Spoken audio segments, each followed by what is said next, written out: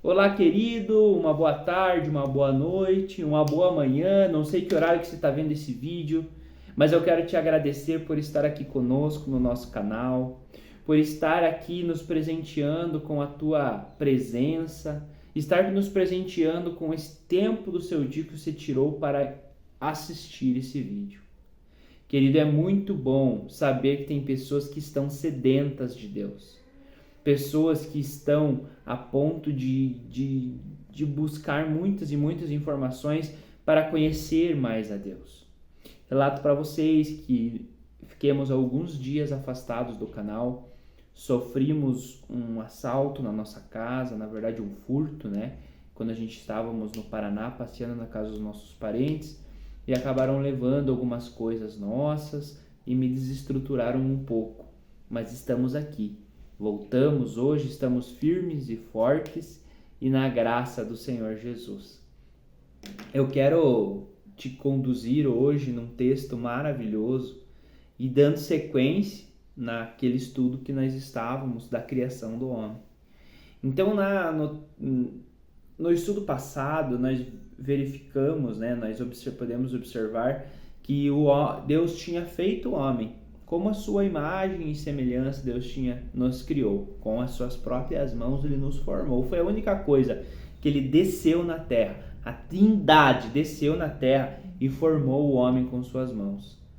E nesse caso, nós somos especiais para Deus. Especiais a ponto que Deus deu autoridade para Adão cuidar e cultivar o jardim e não deixar a sua esposa e ele comer o fruto da árvore da vida, do bem e do mal. E a da vida ele poderia comer.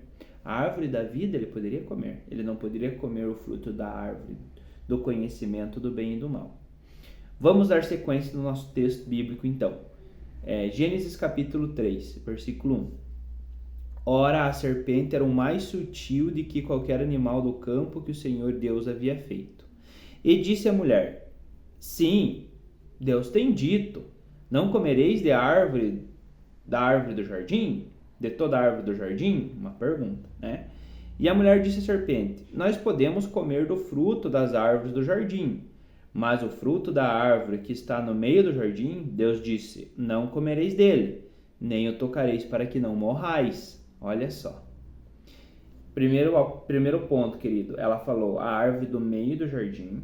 E segundo ponto, que ela falou que não poderia comer e nem tocar. Vamos dar sequência, presta atenção.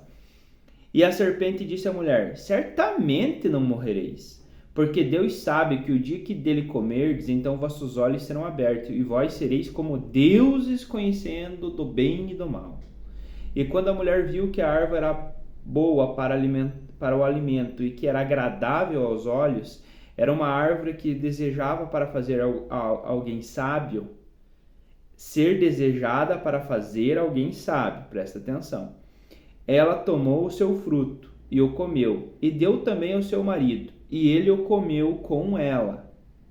E os olhos de ambos foram abertos, e eles souberam que estavam nus, e cozeram folhas de figo e fizeram para si aventais. Meu Deus, olha só, gente. Aqui Deus deixa para nós um grande recado, um recado muito importante para as nossas vidas. Primeiramente, nós vemos que Satanás ele anda ao nosso derredor. E a palavra diz que ele anda como um leão, rugindo, achando para quem possa devorar, né?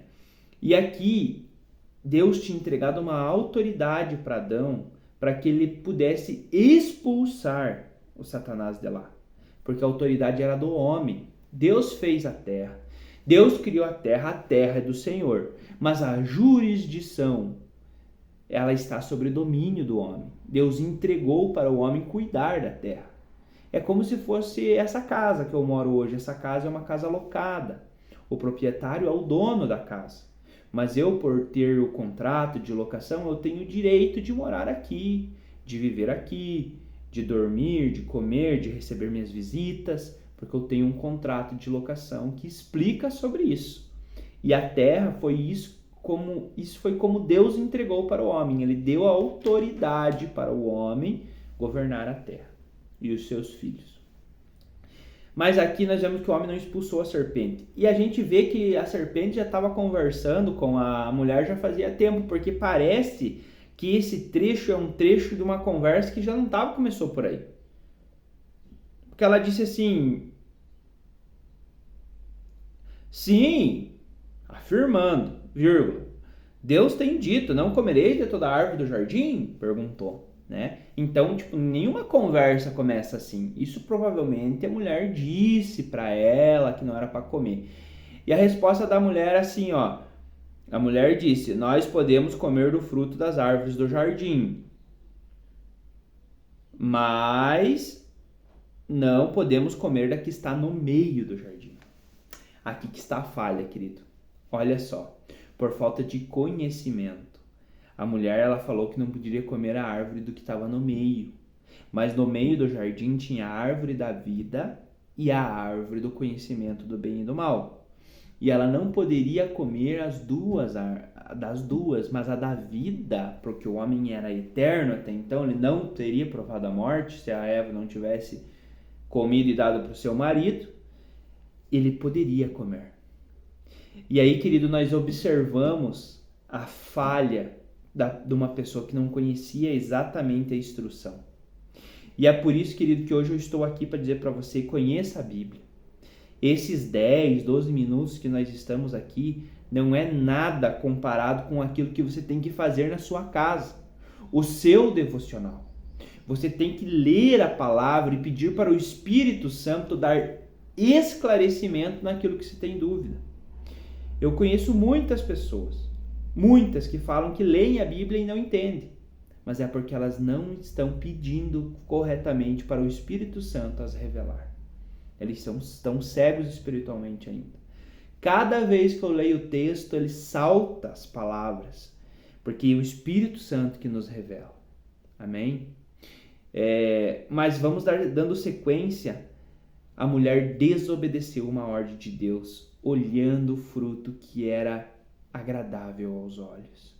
Ela desobedeceu a Deus, fazendo com que a serpente tomasse a autoridade que tinha sido entregado do homem para ela. A autoridade era do homem, era de Adão. No momento que eles pecaram, que os seus olhos abriram como escamas e eles viram que estavam nus, a serpente tomou a autoridade do homem. Querido, e aí começou a nossa batalha.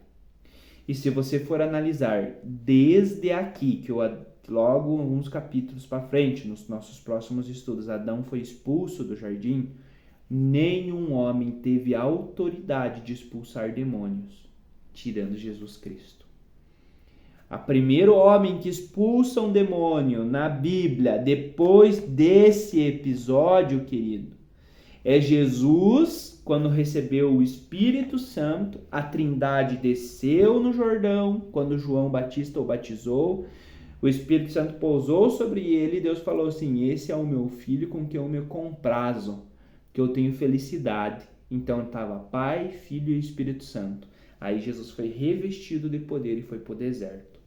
E no deserto Satanás tentava ele, jejuando e orando. E ele rebatia o Satanás perante a palavra de Deus. Satanás falava: não, mas não está escrito, transforme pedras em pães e come. Ele falou: mas também está escrito, não só do pão o homem viverá, citando lá um livro de Deuteronômio, de Levítico. Mas teve um momento que Jesus falou assim: se afasta de mim, Satanás. E Satanás teve que dar no pé.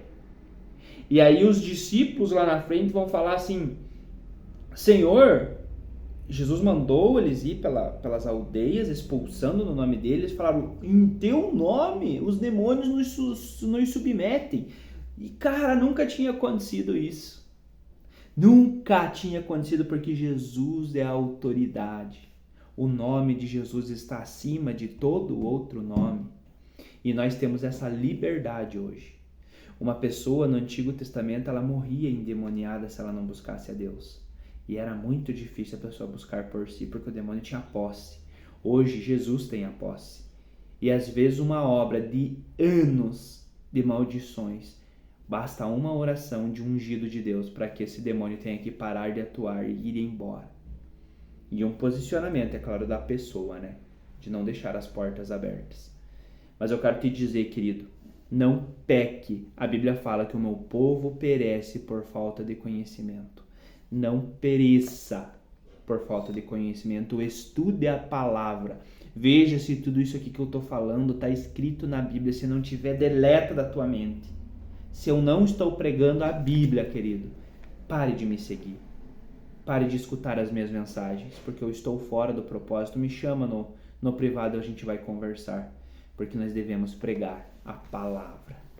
Essa palavra, ela é libertadora para curar, salvar, libertar e transformar as nossas vidas. Amém?